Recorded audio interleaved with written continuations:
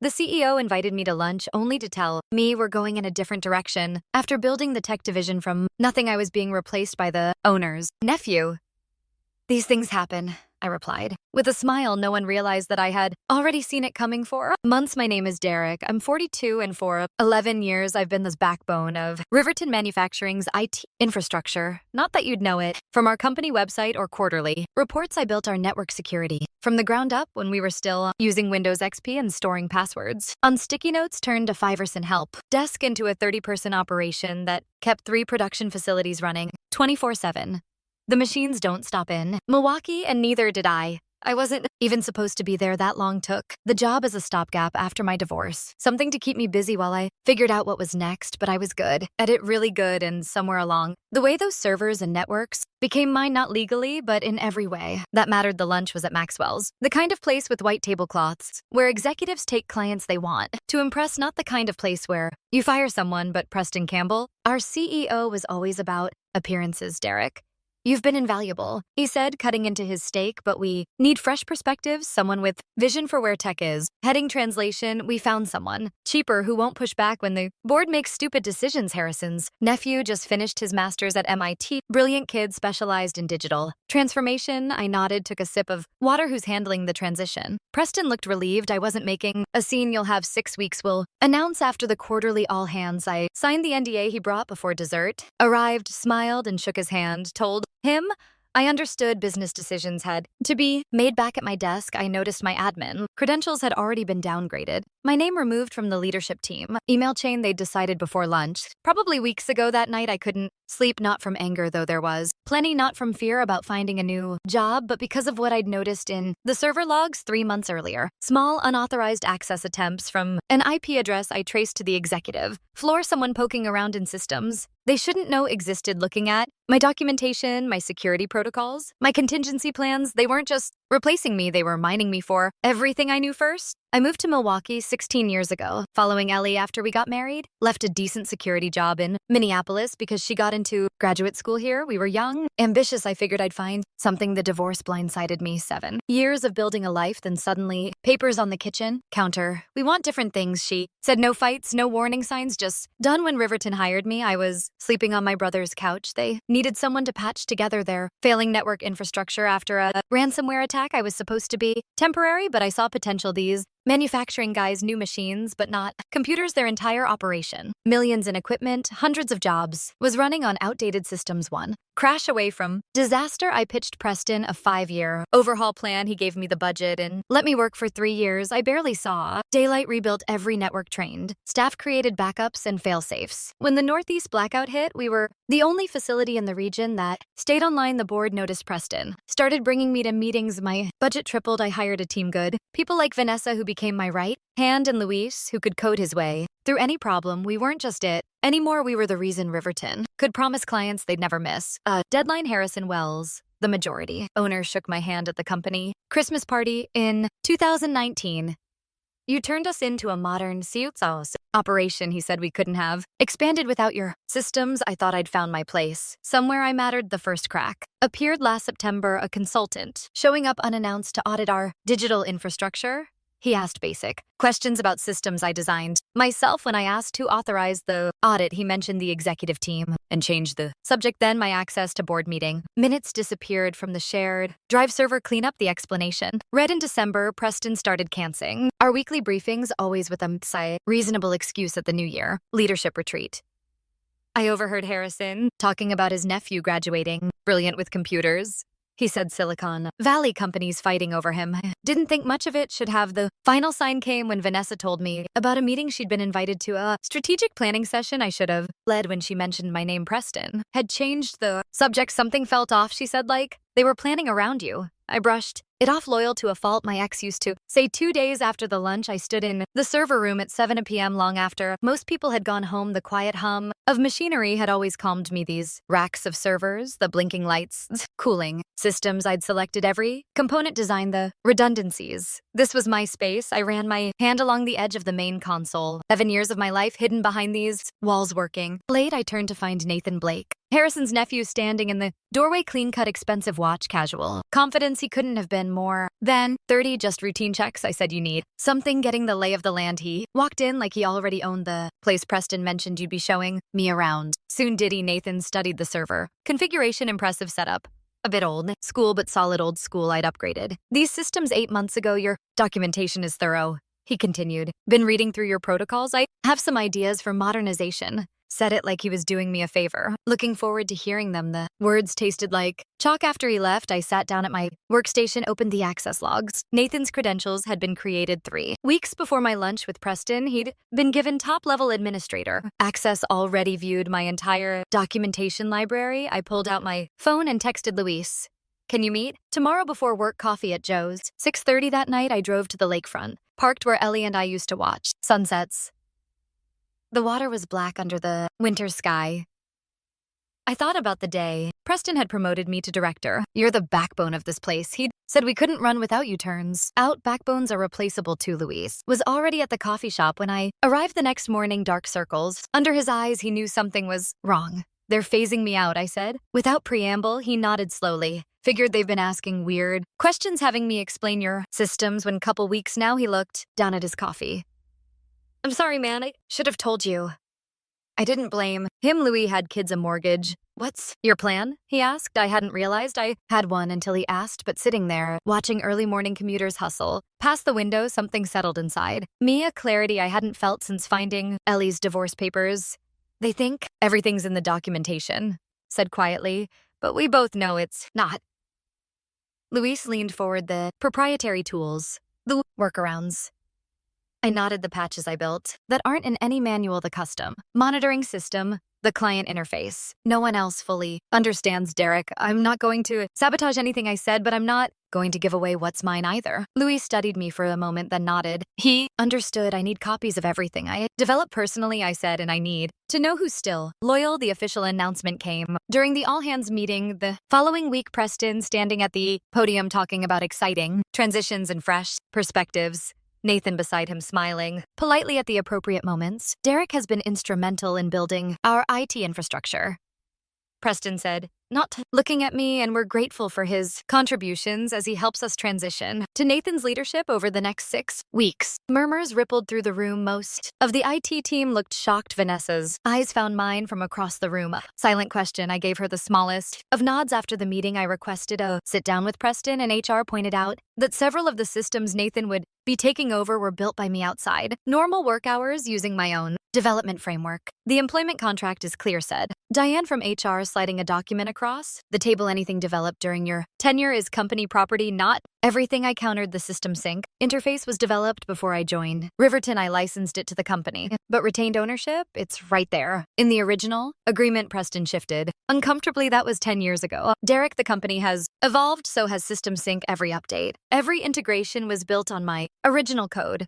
I leaned forward. I'm not trying to be difficult. I just want proper compensation for my intellectual property. Preston and Diane exchanged glances. We'll look into it, Preston said. Finally, in the meantime, please focus on the transition with Nathan. I knew that look. They were stalling. The next morning, my access to the development servers was restricted. Security protocol during transition periods. Read the automated email. Nathan called a team meeting without inviting me when I showed up. Anyway, he seemed annoyed but covered it quickly. Derek, glad you could join us.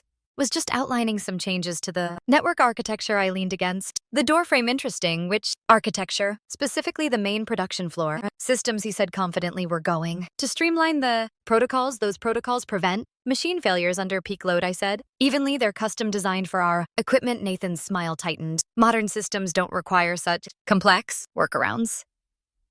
They're not workarounds, Vanessa interjected. They're necessary adaptations for our specific hardware. Derek designed them after the 2018 failure. The room fell silent. Nathan's confidence wavered for a moment. Then, well, I appreciate the historical perspective, but we're moving forward. With the streamlining, he turned to the whiteboard, effectively dismissing me. Later that day, I received an email from legal. The company was asserting full ownership of all systems, including System Sync, citing a clause about integrated technologies becoming company property. They offered me a technology acquisition bonus of $5,000. The real betrayal came the next day. I discovered Nathan had scheduled one-on-one meetings with each of my team members, not transition discussions, full job evaluations. He was assessing who to keep. Lewis texted me afterward. He asked if your systems were really necessary or just overcomplicated. Fishing for criticism. That night, I found an email from one of our suppliers in my personal account. They were confused about the new licensing agreement Riverton had sent over one I knew nothing about. I pulled up the document. Preston had signed a deal transferring all my custom supplier integrations to a third-party vendor, Nathan's former classmate's startup. They weren't just pushing me out, they were dismantling everything I'd built and selling it off when I tried to access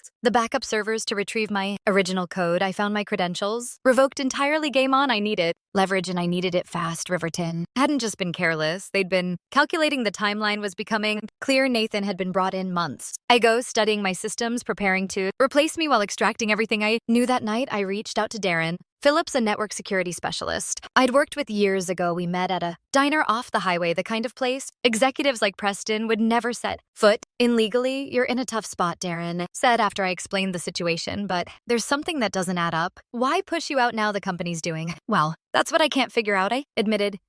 Let me dig around, he offered. Just information gathering? Nothing intrusive. 2 days later, Darren called me at 11 p.m. You need to see this. He'd found SEC filings showing Riverton was preparing for acquisition. TechCore Industries, a manufacturing conglomerate from Boston, was in late-stage talks to buy them out. The deal was contingent on Riverton demonstrating modernized technical infrastructure and transitional leadership. They're cleaning house to make the sale look better, Darren explained, and your systems are a major selling point. The valuation specifically mentions the proprietary manufacturing management interface, my interface system sync. There's more, Darren continued. Harrison Wells cashed out most of his shares last quarter. The acquisition would mainly benefit Preston and the executive team. They get golden parachutes and executive positions at TechCore. The piece that broke me wasn't the acquisition, it was finding emails showing Preston and Harrison had discussed replacing me over 6 months ago while I was pulling all-nighters to fix a major security breach. They were interviewing Nathan. I drove to the old industrial park where I'd first sketched the system sync architecture back when it was just an idea. Sat in my car until dawn watching the sky turn gray over abandoned warehouses. When I got home, I found an old external hard drive in my closet, plugged it in and found what I was looking for: the original system sync code pre Riverton, the documentation showing I'd started development 8 months before joining the company. I also found the emails Preston specifically requesting I integrate system sync with Riverton systems, his acknowledgement that it was my proprietary tool, his promise that we'd formalize ownership once things settled down. I'd trusted him. Fool me. The next day, Nathan called me into a meeting with Preston and Diane from HR. We're accelerating the transition, Preston said without preamble. Your last day will be next Friday. 2 weeks instead of 6. I noted. Any particular reason? Nathan has demonstrated exceptional capability, Diane said smoothly. And frankly, Derek, your attitude hasn't been conducive to a smooth handover. I nodded slowly. See, we'll need you to complete all documentation and training by Wednesday, Nathan added.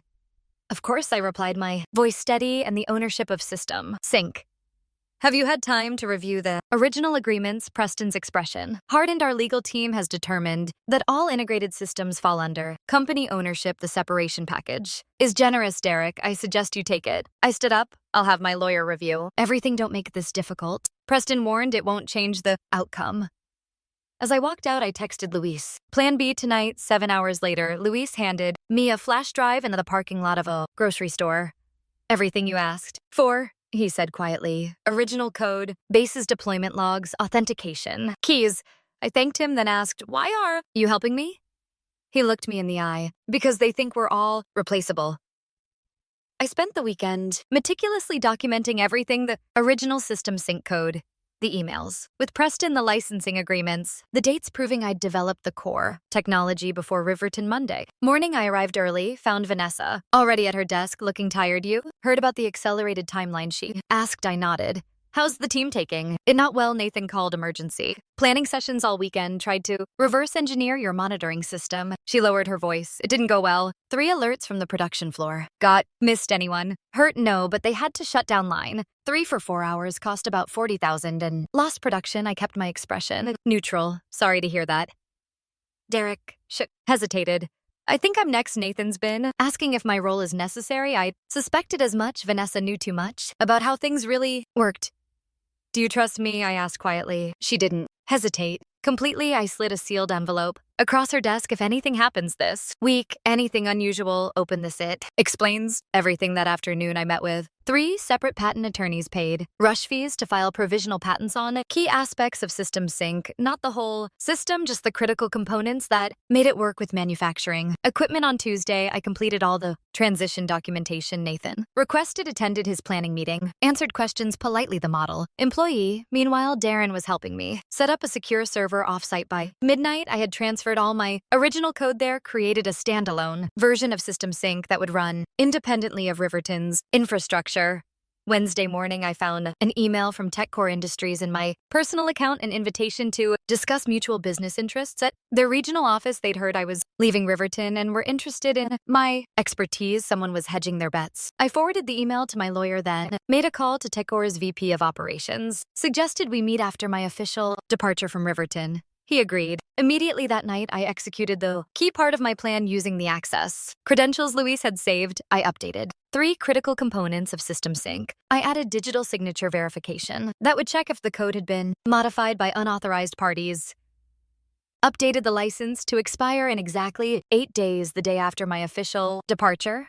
I created a clean legal transition path. The system would continue functioning if a proper licensing agreement was signed. Nothing destructive, nothing malicious, just protecting what was mine. On Thursday, Nathan pulled me into his office. Some of the team members say you've been acting strangely. He said, anything I should know about, just focused on wrapping everything up. I replied. He studied me suspicious. We're changing all system passwords and access credentials tomorrow after your departure. Standard procedure makes sense, I said, though it won't affect the core functionality of System Sync, meaning just that the system is designed to work regardless of admin changes. That's the beauty of it. I could see him trying to decide if I was threatening something or just being informative. He chose wrong. I think we're good here. He dismissed me. Legal will meet with you tomorrow for final paperwork. As I walked out, Preston passed me in the hallway, barely nodded. 11 years. Reduced to that by midnight, everything was in place. I sent one final email to my private server verification sequence. Alpha 7, complete. The countdown had begun. Friday morning, I turned in my badge, signed the exit paperwork, declined the celebration lunch Nathan had organized, much to Preston's visible relief. As I walked to my car,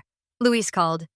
It's done. He said Nathan just changed all the admin passwords. They're doing a full system review this afternoon.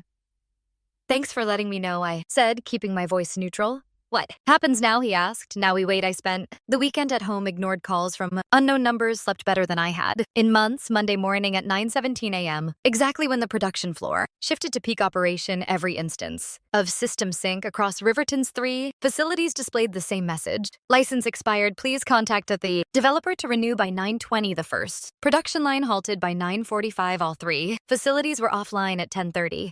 Preston called me personally. What the hell did you do? He was trying to sound authoritative, but I could hear the panic. I didn't do anything, I replied. Calmly, the software license expired as the developer and owner of System Sync. I'm happy to discuss renewal terms. This is sabotage, he hissed. It's standard license management, I corrected him. Check the original integration agreement from 11 years ago. Clause 7 specifically states that Riverton was licensing the technology, not purchasing it. Silence on the line. I've sent a proper licensing agreement to your legal department. I continued. The terms are simple recognition of my ownership, proper compensation for continued use, and a non-disclosure agreement about the circumstances of my departure. That's extortion. That's business, I replied. These things happen. By 3 p.m., their lawyers had reviewed my documentation. By 5 o'clock, agreement was signed. 3 days later, I sat across from TechCore's vice president of operations in their downtown office. He slid a contract across the table. We're still acquiring Riverton, he said, but we want you to lead the technical integration as a consultant, not an employee. The salary was twice what Riverton had paid me. Full control over my working hours and location. What about Nathan? I asked. The VP's expression soured slightly.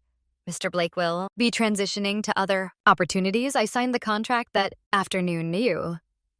Weeks later, Luis called to tell me Nathan had been quietly removed from his position. The official story was that he'd pursued other opportunities. The actual reason was that 3 major clients had threatened to pull their contracts after repeated system failures. Preston remained CEO through the acquisition, but his role at TechCore was largely ceremonial. No real power, no real team, just a fancy title and an office. Away from decision makers, I didn't feel the vindication I expected, just a quiet certainty that I'd done what was necessary. The following month, I used my first consulting check to put a down payment on a small cabin near the lake. Nothing fancy, just a quiet place with a deck overlooking the water somewhere. I could watch the sun set and rise. Again, Vanessa joined my consulting team. 3 months later, then Louise. Eventually, half my old department was working with me, not for me, partners in a growing business. I ran into Preston at a restaurant downtown about a year after. Everything happened. He started to turn away, then stopped, came over to my table. "You won," he said simply. I looked at him, really looked the strain around his eyes. The slightly rumpled suit he'd aged. "It wasn't about winning," replied, meaning it. "It was about value, knowing what you're worth." He nodded once, then walked away. I sat there a long time watching the city lights come on across the river, thinking about systems, the ones we build, the ones we break, and the ones that ultimately outlast us all.